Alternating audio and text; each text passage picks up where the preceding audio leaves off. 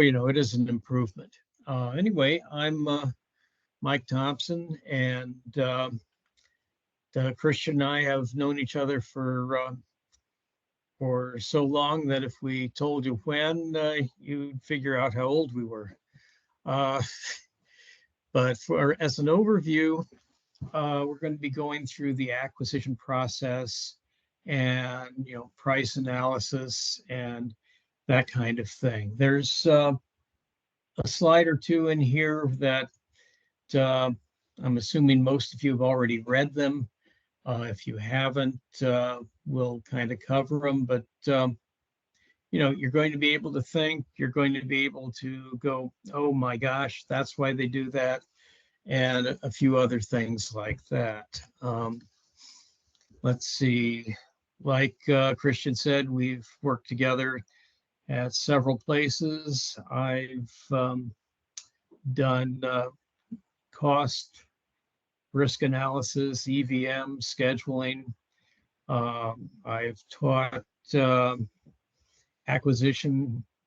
I was a guest speaker at the Naval Academy doing integrated program management, and I'm currently supporting NATO in their transformation command in Norfolk.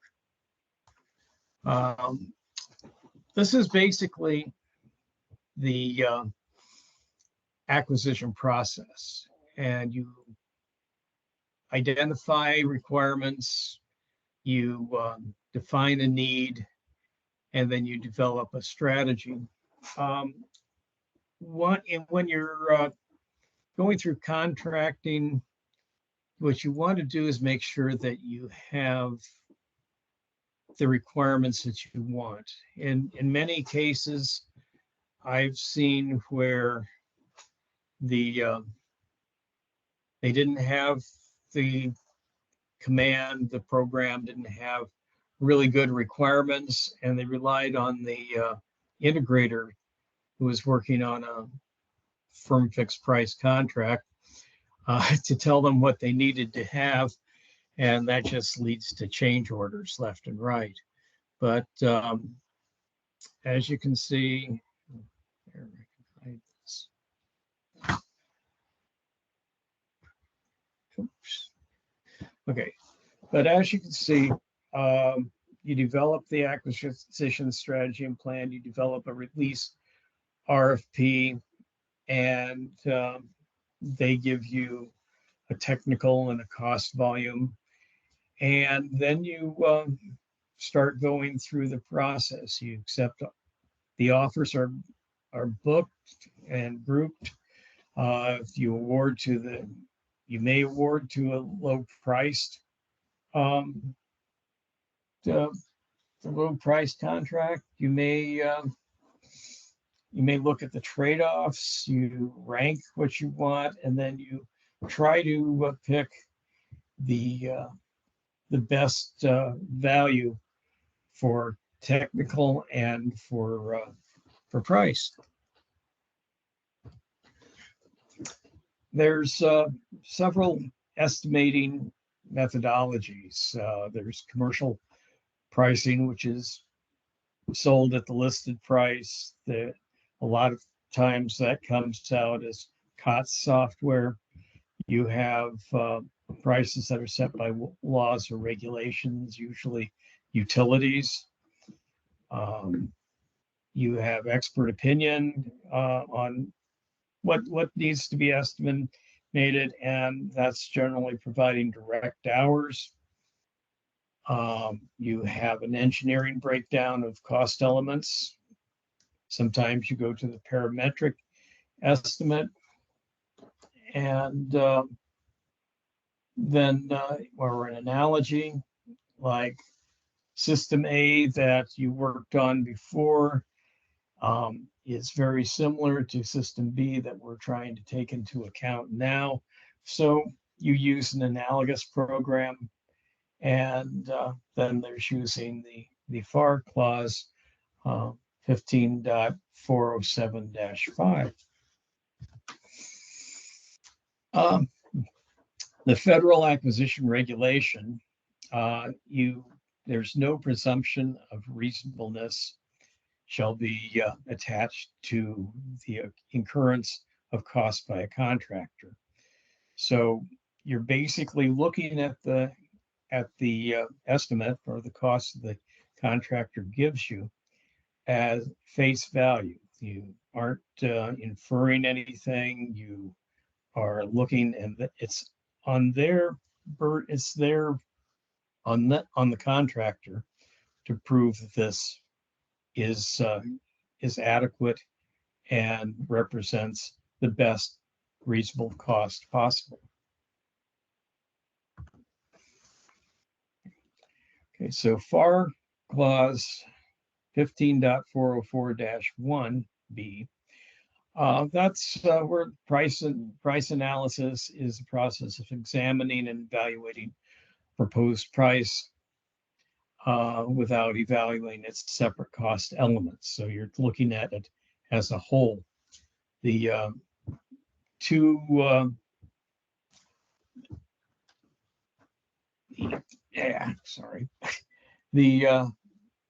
the two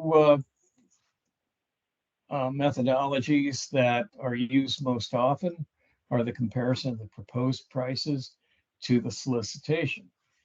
We did when you sent out the RFQ or the RFP. Did you have do these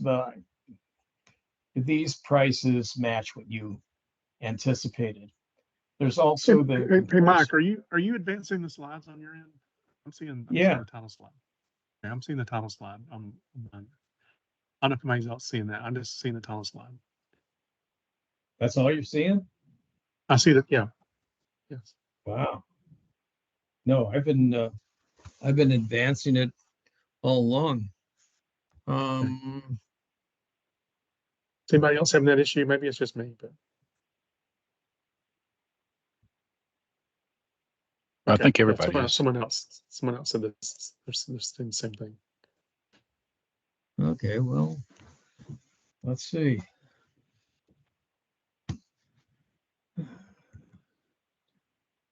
There we go.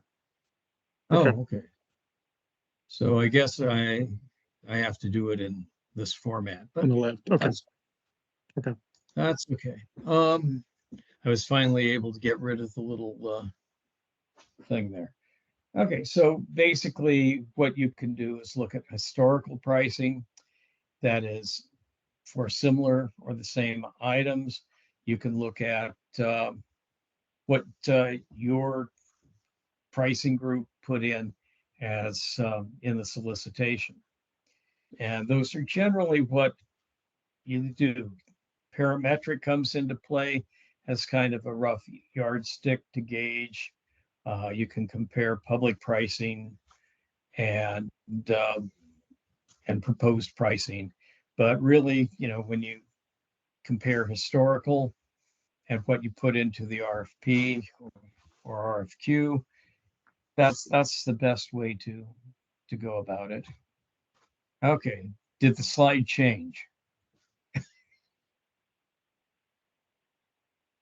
Are we on certified cost or pricing data? Yes. All right. Okay, we're beating technology. So FAR 15.403-4, the contracting officer must obtain certified cost pricing data. If none of the exceptions at FAR 15.403-1 apply, and the estimate for the acquisition or modification exceeds $750,000. I think it's probably gone up a bit since then, and I'll make a note to check that out and make sure the slide is correct.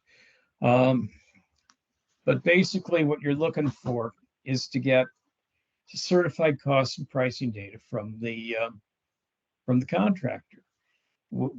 Are these prices certified? Were your costs certified? Have you gone through all the processes?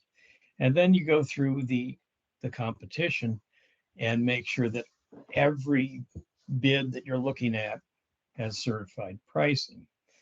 The contracting officer also gets, wow,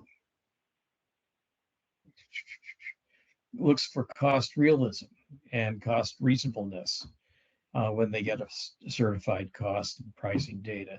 If you picked out the misspelling or the typo, you get extra points at the end of the class.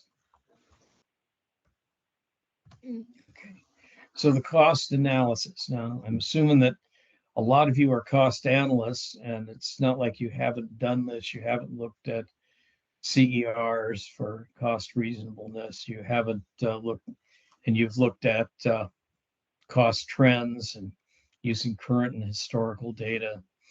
And I would imagine that you're also using some kind of cost estimating tool. So, you know, you probably understand how to compare actual costs that are incurred on from previous contracts to what you're seeing as far as a trend in what the pricing and cost that is being submitted. Cost, risk, and contract type. A lot of people seem to feel that a firm fixed price contract will take care of all ills. And this is where we get back into the notion of making sure that your requirements are what you want and they're very tight. Because what happens if they aren't written well, you are liable to get a lot of change orders, and that adds costs.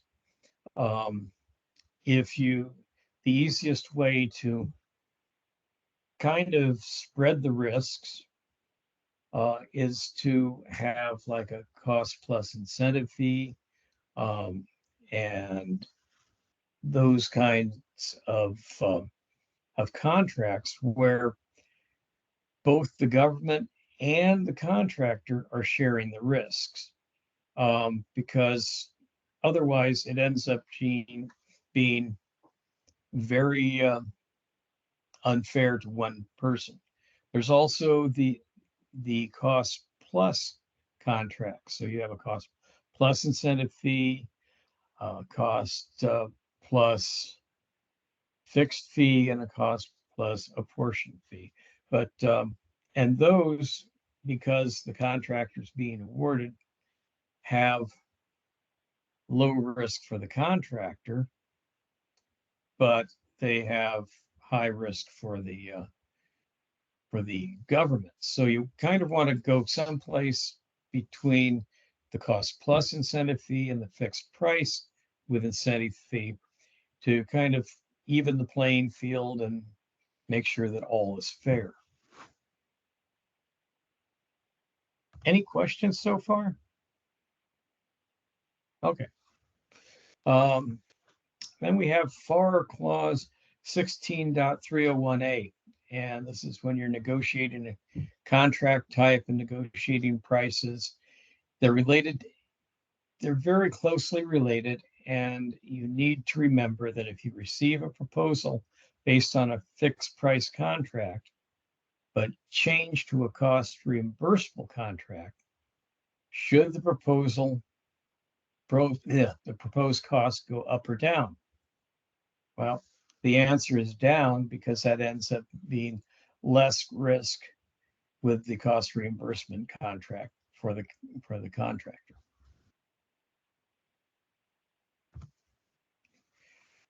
This slide probably needs to be looked into again, since we're well past October 1st, 2019. But basically it came out from the Department of Defense saying that if at all possible, please try to use a fixed price contract or any of this fixed price contract. They figured that this was the silver bullet, and it would save the money. In some cases it did for small contracts, but for large contracts or contracts that didn't have the requirements well written, it didn't. So I'm sure there's another one, and I'll have to check and see if we can update some of these slides before the next time you get to see them. Okay, but in FAR Part 16, you've got firm fixed price, you've got fixed price with economic price adjustments, you've got fixed price with incentive fees, you've got fixed price with fixed price incentive with successive targets. So what you're doing there is creating milestones for the contractor to meet. And at that point, they hit a milestone, they get their incentive fee.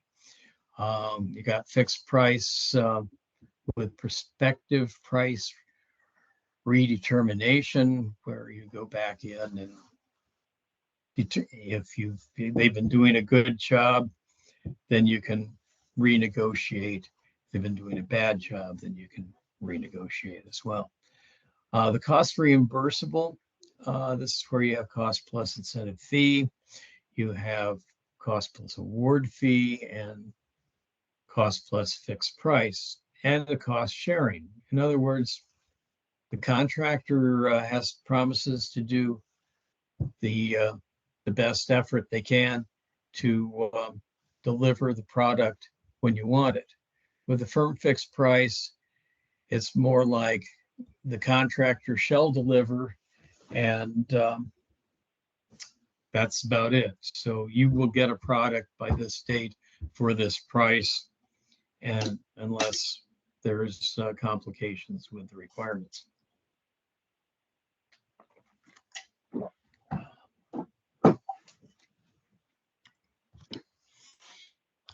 Whoa, I think. Okay. So with the firm fixed price contract, you end up, it has the greatest risk to the contractor, but strongest profit incentive. The contractor absorbs all losses or benefits from savings, lowest risk to the government if you have a well-defined requirement. You know, I keep harping on the requirements being well-defined, and that is the key to contract pricing, and because that'll take away a lot of the uncertainty and a lot of the risk that you'd end up seeing.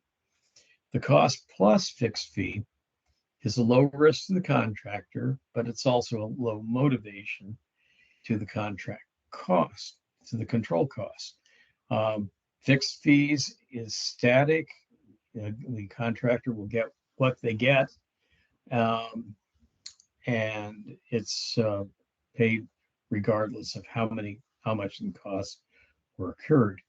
The greatest risk is to the government. The contractor is reimbursed for all the allowable and all the allocatable and reasonable incurred costs up to a not to exceed number. And it's been my experience that contractors and the government monitor this not to exceed number very judiciously. So, it's also got a low administrative burden, which means it doesn't take that much to manage this type of contract. Okay. So we want to get into what are the incentive contract basics and what incentivizes a contract.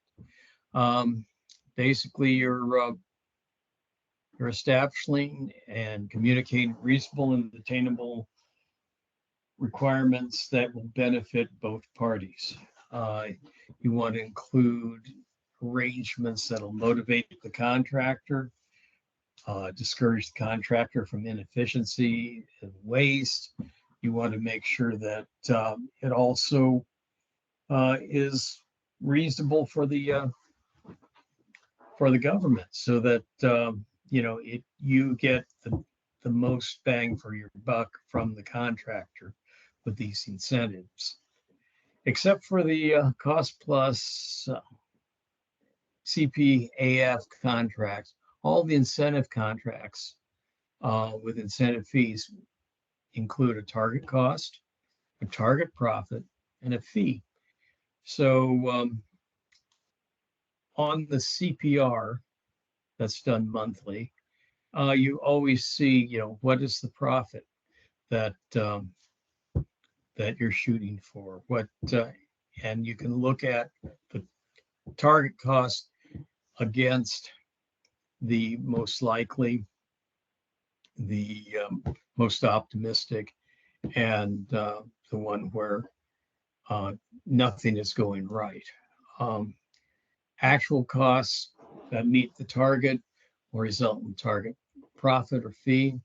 Actual costs that exceed the target result in a downward adjustment in the target profit or fee.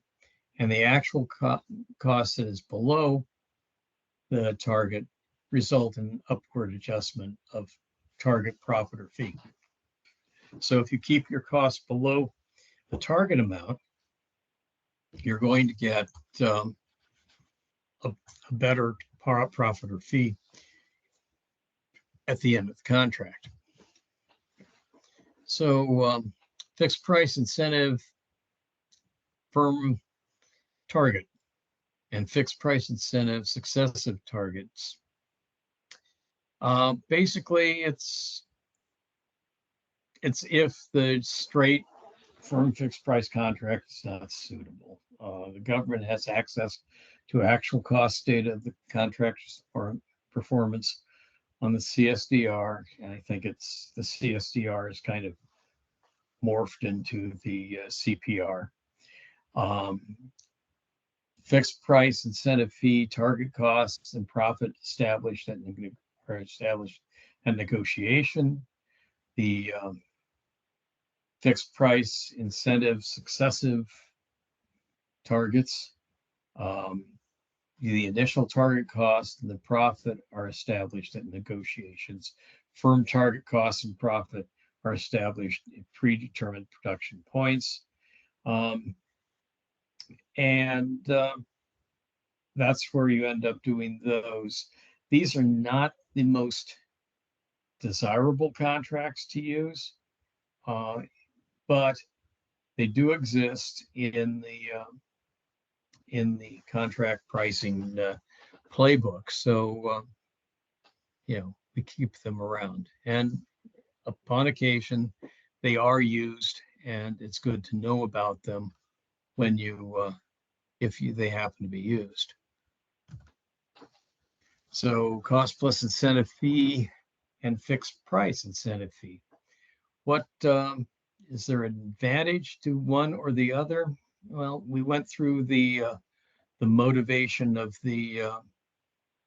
for the contractor, and the cost plus incentive fee is generally preferred by them. The fixed price incentive fee leans more towards protecting the government, mainly with their fixed price.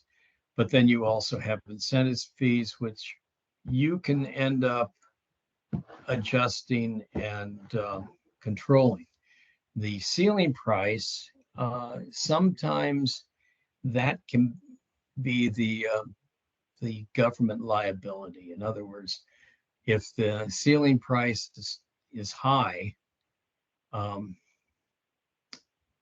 the contractor may go and try to hit that ceiling price, and there may not be anything that the government can do about it because they negotiated that ceiling price. With cost plus incentive fee, you have a target cost, target fee, minimum fee, and a maximum fee. So that really kind of helps you out. And then you have a share ratio of 70-30 for any cost overruns, 60-40 for any cost underruns. In other words, on the fee structure, on the share ratio, if you overrun, that's in the next slide, but the contractor it's either 30 cents on the dollar or 30 cents on the dollar. Whereas if you underrun, he gets 40 cents on the dollar. So that's pretty much how it works. And this gives you the example and the understanding for creating the fee structure. But the fee structure is very important when you're in negotiations, because it can either make or break a good contract, along with the type of contract it is. How are we doing so far? Any questions? Any? I can't see if you're breathing out there, so let me know. Hopefully, I didn't put you all to sleep yet. Okay. So cost plus incentive fee. Contract elements are target cost, which is the key, actual cost, target profit, the share ratio. And the share ratio is either 70-30 or 60-40, or could even be 50-50. And the ceiling price. So the ceiling price is what it cannot exceed. The point of total assumption, you'll see down there at just before the ceiling price. And you'll notice that the underrun ratio is 80-20 rather than the 70-30, which is, no, rather than, yeah, I'm sorry. I read them differently. But the overrun is 70-30, the underrun, which, your actuals are less than the target cost. And so you end up having, this is just an example. I'm sorry, I was going off on another tangent there. Okay, so cost plus incentive fee examples. So this is where you get to pull out your calculators or do it in your head. Say the target cost is 100,000. The target profit is 8,000. The share ratio is 80-20 over and under. And the ceiling price is 119,000. So this is what happens if you have a actual cost of 90,000, it's an underrun. And so 100,000 minus 90,000 times the 0.20, it's a underrun, and the contractor gets $2,000. The second one is actual costs are an overrun of $10,000, and it all comes out to where it costs the contractor an additional $2,000. And then the same thing down below with the overrun of $20,000. What's happening is that it costs the contractor $4,000. So it went over the target cost by 5,000. So we only pay, that is, the government only pays 119,000. Okay, so point of assumption. You saw the PTA on that chart, and it doesn't stand for Parent-Teacher Association. It's the ceiling price minus the target price divided by the government share plus the target cost. So the target cost is 100,000. The target profit is 8,000. The share is 80-20, and the ceiling price is 119,000. So the PTA, where you're taking the ceiling price minus the target price plus the government share plus the target cost ends up being $113,750. The actual cost in this case was $113,750. So you take that, you multiply it by the share ratio, and you take 2,750 from profit. So this all works out to where the 213,750 plus 8,000 minus 2,750, it all comes out to 119,000, which is what the ceiling price. So what we're doing is we're making adjustments to have it go down to the ceiling price that was negotiated.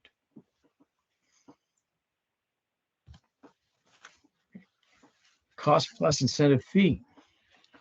So this is a little different. You have a maximum fee, you have a target fee, you have a shared line, and then you have a minimum fee. So you have a minimum fee and a maximum fee, and depending on the performance, that's where that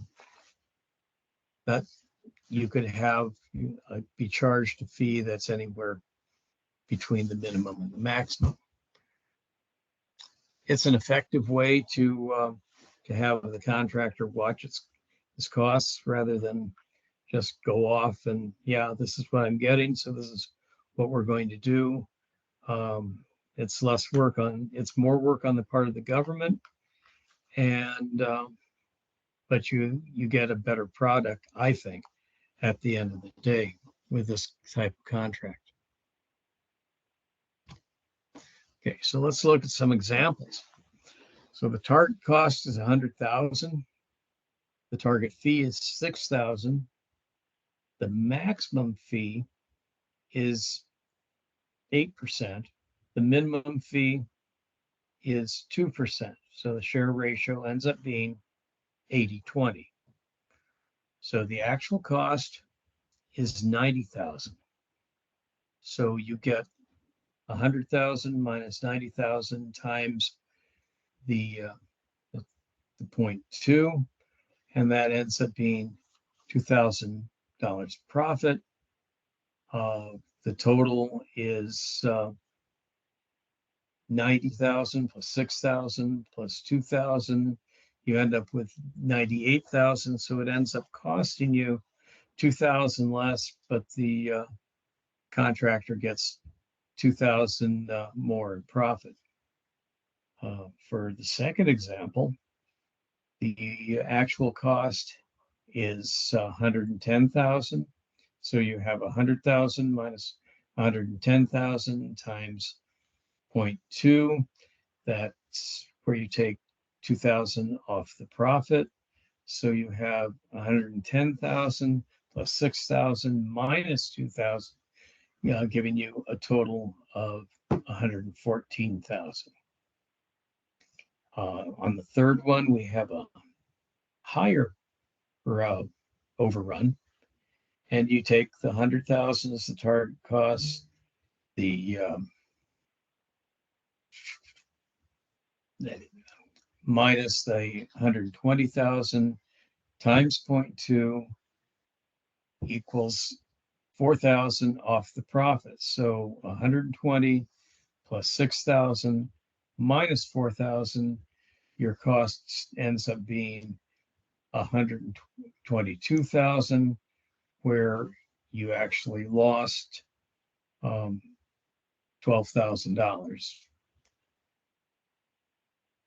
No, $22,000. Sorry about that. I was looking at the wrong example. So, okay. You can't really set up an incentive structure unless you understand the elements of the incentive structure. So for each element of the cost incentive structure, each of them are important. So you don't want to just focus on the target cost or the target profit fee, because then you'll just get lost in the weeds and you won't pay attention to the rest. You want to look at the share lines. You want to look at the minimum and maximum fees and you want to look at the ceiling price. Now we've been, I've been talking about ceiling price here and there, and we kind of saw a little bit of it in the examples where that's what you're measuring against. That's what's been negotiated, and that's where you have basically the number that you're working towards. Okay, so at any point along the constant share line, it's the same share over and under is financially equal as long as the minimum and maximum fee dollars are held constant. So for the entire contract, you want to have the same minimum and maximum fees with cost plus incentive fee, no, fixed price incentive fee. The ceiling price dollars need to be held constant. So in cost plus, the minimum and maximum fees need to be a constant value. And in fixed price incentive fee, the ceiling price dollars need to be held constant. So now we're going to look at three different types of options. And, so these are three options that you can choose, either A, B, or C. And you should probably look at them and kind of figure out which one is the most advantageous. So I'll give you a few minutes to take a look at that. And then we'll go on to the next slide where you'll see the surprising answer.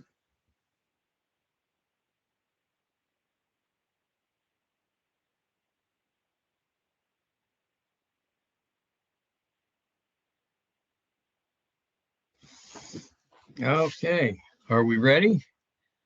Put your pencils down. Okay, actually, when you compare all of them, all three offered are financially identical. In a sense, it's the same offer. The final price to the government will be the same at every possible cost outcome. So, how many got that? I'd tell you to raise your hand, but I can't see it anyway. It was more or less a rhetorical question.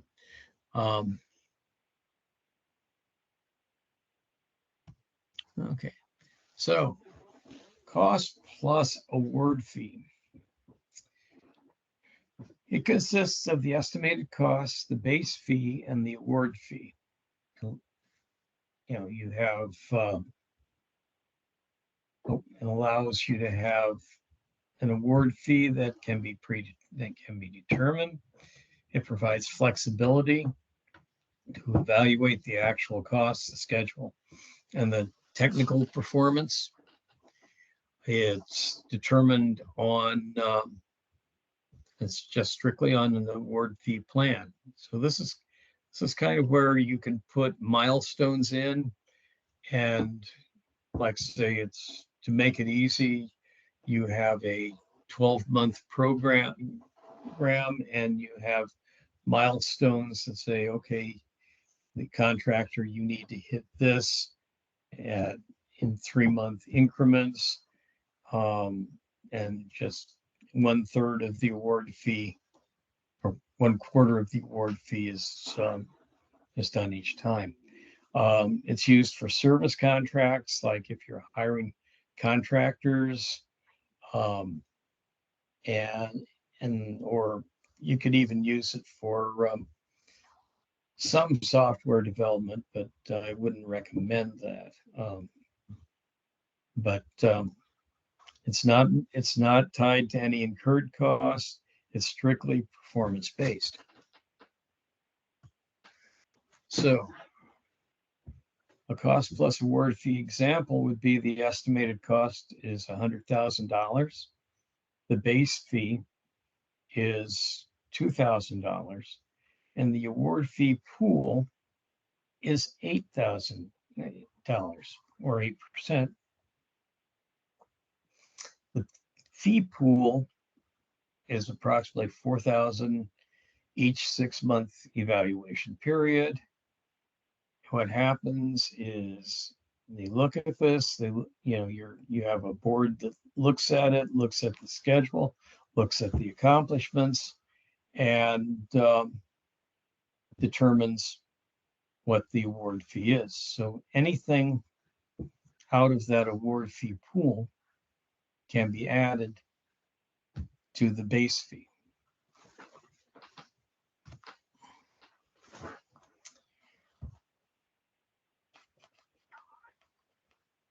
Okay, what about OTAs?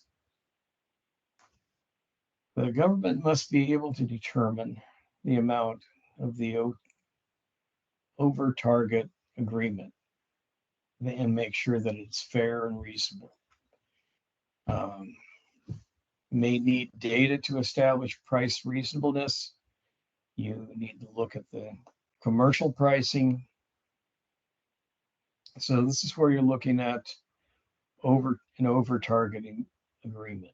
You establish the reasonableness and of the price and look at the cost information. This is where you look at the reasonableness of the cost information. Where did it come from? Is it a reliable source?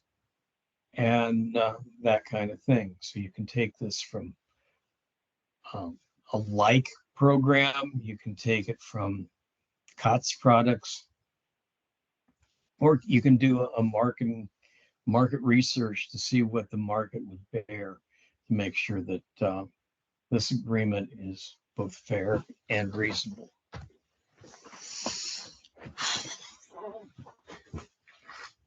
So what we've looked at today is contract pricing as a part of a larger contract award administration and what the pricing function is. Looked at the FAR clauses and what the contracting officer can do. We've looked at contract price, contract type, and acquisition methodology.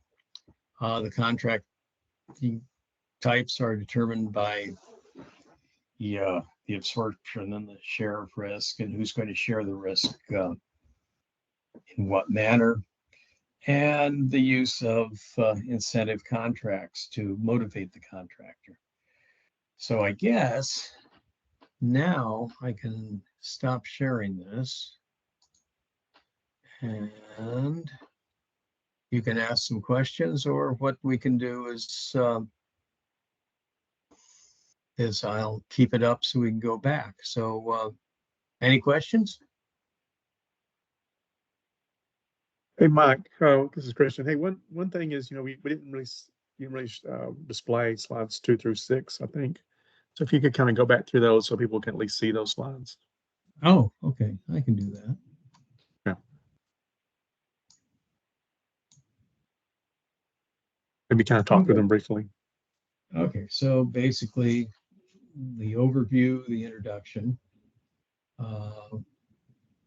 3, you probably don't need to see that because it's just about me, and I don't need to pat myself on the back or anything here. This is probably one of the more important ones that you missed, where we're going through the requirements identification and defining the need and developing a strategy and plan for the proposal. So, and this is actually the proposal process that it all goes through. Then The estimating methodologies, I kind of talked through it, but this is what it looks like in real life. And then the acquisition regulation 31.201-3A. And I think before we do this again next year or sooner, we'll end up having to put in some updated slides, because I think the FAR clauses and all that, I think there's a few that have changed.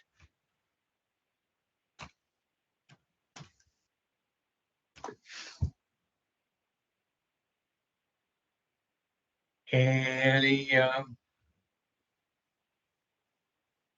questions? So this is Christian. So I'm not have a question, but I was just for the people in the audience and just discuss a few things before people ask questions. In terms of being a cost estimator, you may or may not come into contact with this in your day-to-day job. I know some of you in missile defense will be familiar with some of this and how this works. This depends on the type of work that you do. This is important to know. It is covered under the certification exam. If you are going to take the certification exam, you need to know some of the basics for this. Not something you should skip over. It's fairly straightforward questions, like some of the things that Mike talked about, the different types of contracts, cost plus, fixed price, and the different subtypes within those are important to know. Being able to do some simple type problems, like Mike was showing that, that line of point of total assumption and that sort of thing. Being able to do some simple calculations with that would be good. When you're doing this, you have a lot of questions in a relatively short amount of time. So the questions themselves may not be that difficult, especially on the PCEA part, but you got to be able to work them quickly. So if you're going to take the exam, I would recommend that you sit down and work through some of the problems. You should become an ICEAA member, so you can have access to CBOC and work through the problems in CBOC, and also do those a few times so that you can. So when you're given a problem that is relatively straightforward calculation, you don't have to go back to and try to say, well, how do I get started here? And that's the thing. You need to be able to start, basically start figuring out the question. And I would say putting pen to paper, but really you do the calculations, and for the exam now you do that. There's a little you can a little scratch pad on the spreadsheet, so you're able to start typing those into the spreadsheet right away, and being able to put those in the calculator straight away without really having to do a lot of thought. So just a little advice about that.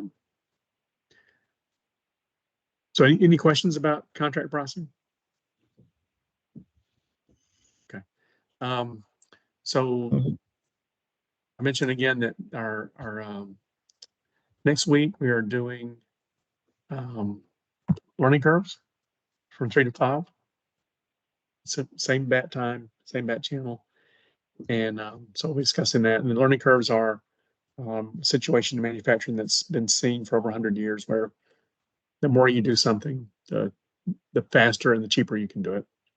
And so it's a repeatable phenomenon found throughout almost all types of manufacturing. You don't see it in software so much, because software doesn't really have production. But anywhere you have a production situation where you're producing, you have an assembly line and you're producing dozens and hundreds and thousands of units, which you often see in the Department of Defense type programs. You see that. You don't see as much at NASA, where we produce 1, maybe 2 satellites, but you do see it in the Department of Defense. So it's an important topic. It's really important. It's really basically the theory, sort of what economics calls the theory of the firm, but in actual practice, not the theoretical type of thing that you see in economics classes. This is the hands-on. This is what people actually do in practice. So, Mike, thanks for teaching again this year. You did contract pricing last year for us. Is that right? You taught something last year. Yeah. It's a really dry topic, and so I hope nobody fell asleep. But if you did, I hope you enjoyed your nap. Anyway, thanks for letting me yeah, do this and enlighten y'all. Okay, thanks, Mike. If there are no other questions, yeah, Thanks, Mike. we'll end for today, and we'll put this out on the we'll save this recording, put it out on the YouTube channel. So if you want to go back and review something, your spare Okay. time, you can do so. Right. Thank Talk to you later, everybody.